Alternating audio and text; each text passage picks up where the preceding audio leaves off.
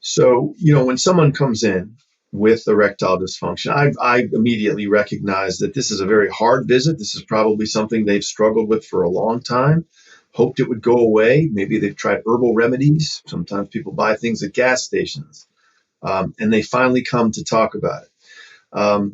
One of the things I'm going to do is just make sure there isn't a true biologic problem. Every patient at the beginning generally is much more focused on why is it happening, because they don't understand that it's a part of life, and they want tests to determine what's going on.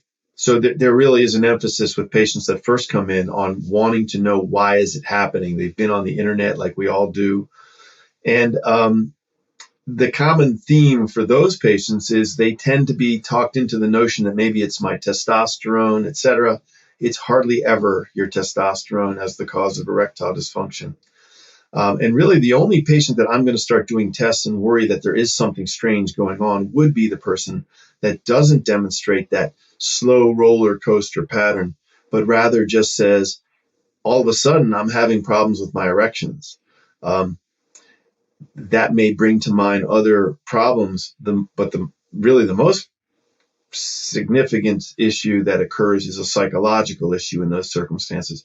Usually when someone says, I'm having trouble, and then all of a sudden I'm having worse trouble, the most common situation is that's when he first failed in front of somebody. And now he's saying, it's really bad now.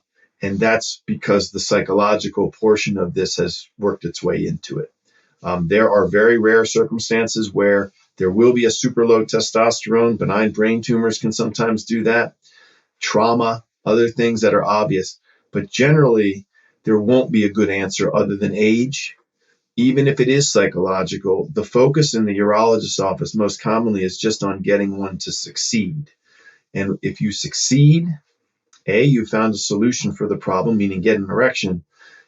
But if there's a psychological component, the best way to counteract that is to do less internet research and less grasping at straws and more finding a very reasonable and reliable and reproducible way to get an erection so that that psychological component simply melts away.